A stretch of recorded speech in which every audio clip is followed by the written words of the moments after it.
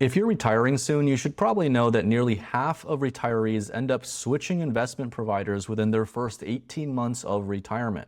And it's not because of market swings, it's because they realized too late that their advisor wasn't actually doing real financial planning. They got portfolio management, sure, but not the tax, income, and social security strategies that can really make or break your retirement. And by the time you discover that gap, the damage may already be done. Missed Roth conversion windows, poor claiming strategies, and inefficient withdrawals.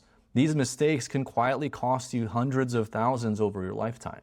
I'm Daniel, a certified financial planner, and I spent a decade on the inside at Vanguard, Fidelity, and Charles Schwab before launching my own firm, and I've seen exactly how these big box advisory models work and where they consistently fall short for retirees. So today I'm going to pull back the curtain and show you what Vanguard, Fidelity, and Schwab really offer, where they deliver value, where they don't, and how to tell if they're truly the right partner for your retirement. Let's get into it.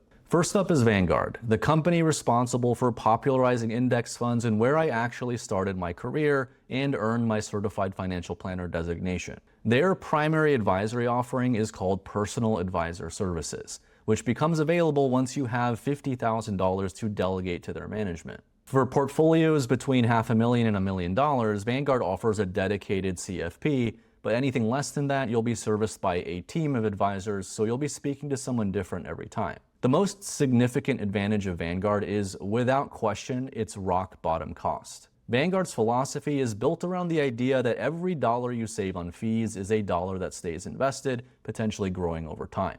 They charge a remarkably straightforward 0.3% annual advisory fee, which is a fraction of the 1% industry average. When you pair this with their famously inexpensive index funds like the Total Stock Market Fund, with an expense ratio as low as 0.04%, your total all-in cost is incredibly low. Their advice philosophy is elegant in its simplicity. Build a globally diversified portfolio of passively managed index funds and provide disciplined behavioral coaching to help you stay on course during market volatility. For the investor who believes deeply in the passive low-cost philosophy and prioritizes price above all else, Vanguard is the undisputed gold standard. However, Vanguard's low costs do come with significant trade-offs. First, Vanguard doesn't have any physical branches, so it's all done online. And generally speaking, customer service can be slow, and advisors are overloaded with clients. So not only will you potentially wait days to hear back from your advisor, which can feel agonizing during a market downturn, but more importantly, you are unlikely to get a very deep and personalized relationship where you feel that the advisor knows you. Let's talk about Fidelity. If you have a 401k, there is a good chance it's with Fidelity. Fidelity is a privately owned company and one of the biggest players in the 401k administration space. They also have a large network of investor centers across the US, though notably, none are here in Hawaii. Fidelity is well known for its wide range of investment options and excellent customer service. Their technology is arguably the best of the three, with a very user-friendly interface with helpful nudges and progress tracking tools that are designed to keep you on track with your long-term retirement goals. Their advisory platform, however, is a little bit less transparent than Vanguard's. While Vanguard draws a really clear line between self-directed investing and paid advice, Fidelity and Schwab, for that matter, operate in more of a gray area. If you hold $250,000 or more in retail accounts at Fidelity, meaning IRAs or brokerage accounts other than a 401k, you're typically assigned a local financial consultant at no extra cost. On paper, this sounds like a free benefit, but having worked there as a financial consultant, I can say that the FC role is a blend of a planner and a salesperson. One of the primary services we were encouraged to promote were managed accounts, which Fidelity calls personalized investment management. When clients enroll, they're assigned a team of advisors who oversee their portfolio. In practice, Fidelity offers complimentary financial planning as a way to introduce this paid managed service. The planning software, called the Planning and Guidance Center, is fairly basic, and the managed portfolio themselves tend to be expensive and somewhat cookie cutter. Having worked there, in my opinion, Fidelity is the best platform for self-directed investors. But for those that need comprehensive financial planning, well, we'll get to that later. Let's talk about Charles Schwab. In my experience working at both firms, Fidelity and Schwab are like Coke and Pepsi. They're very similar in a lot of ways. Schwab is a publicly traded firm that began as a discount brokerage and, like Fidelity, has branches across the US, including here in Honolulu. Unlike Fidelity or Vanguard, Schwab also operates a full-service bank, offering checking accounts, credit cards, and lending solutions alongside its investment services. Much of what I said earlier about Fidelity's premium advisory service also applies to Schwab's. Excellent customer service, a user-friendly platform, but a fairly cookie-cutter approach to financial advice. Like Fidelity, Schwab offers a free relationship with a local vice president financial consultant if you have $1 million or more in Schwab retail accounts. And for the record, the VP title is purely marketing. Having worked there as a VP FC, I can say that these consultants function more as sales professionals whose role is to connect clients with Schwab's paid advisory programs. Schwab's advisory lineup can also be a little confusing because it's really several different services.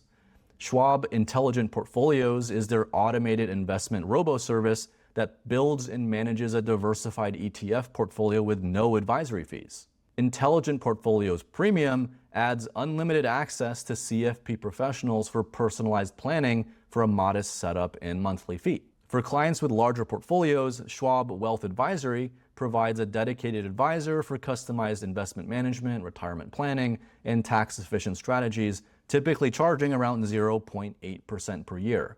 And for ultra-high net worth clients, Schwab Private Wealth Services offers a team-based approach with deeper coordination across investments, banking, lending, and estate planning. The main drawback, in my opinion, to Schwab's model is its conflict of interest as both an advisor and a bank. Their robo-advisor, for example, doesn't charge an advisory fee, but it requires a significant portion of your portfolio to sit in low-interest cash. This cash drag is effectively a hidden cost that benefits Schwab's banking arm more than you as the investor.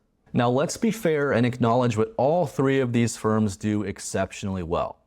As the big three of the brokerage world, their massive scale and well-earned reputation provides a significant level of trust and security.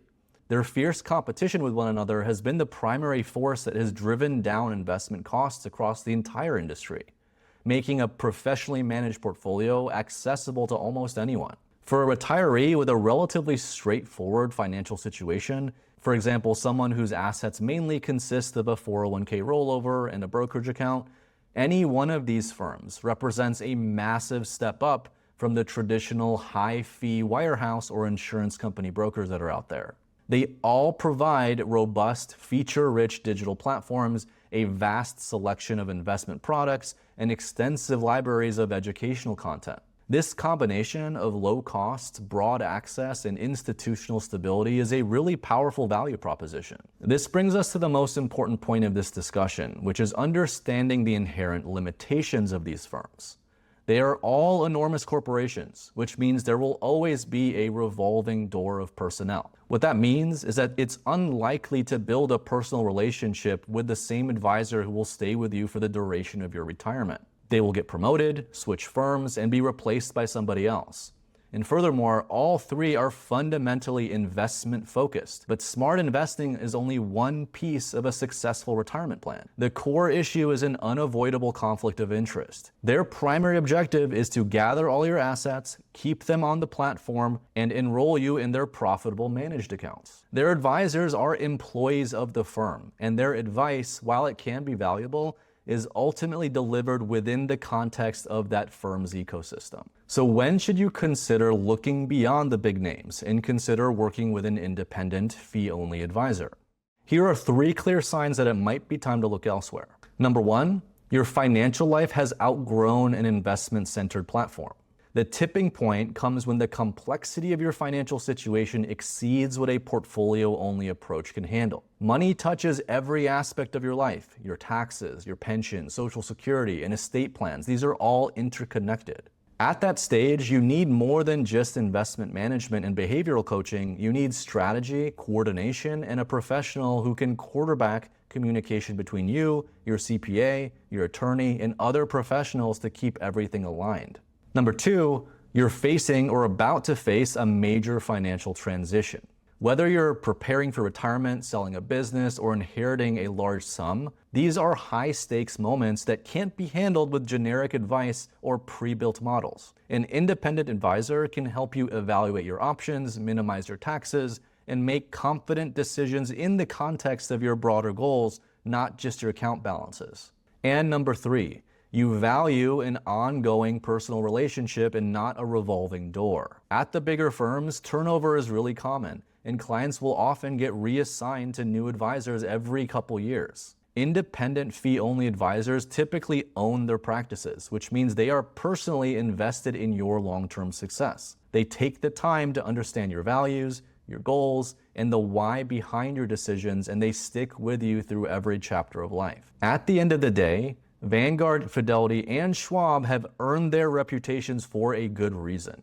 They've made investing more affordable, accessible, and transparent for millions of people. But retirement success isn't just about managing investments. It's about managing your life around them. That's where an independent fee-only advisor can add real value by sitting on your side of the table, integrating every piece of your financial picture, and guiding you with advice that's built entirely around your goals, not corporate incentives. If you're approaching retirement and want clarity, confidence, and a lasting partnership, it might be time to move beyond the big firms and find an advisor who truly works for you. If this was helpful, please do me a favor and like, subscribe, and share this with someone who might benefit from watching this. And if this video spoke to you and you are ready to talk to a fee-only fiduciary financial planner that's independent, click the link in the description to schedule an intro meeting. Otherwise, I'll see you next time.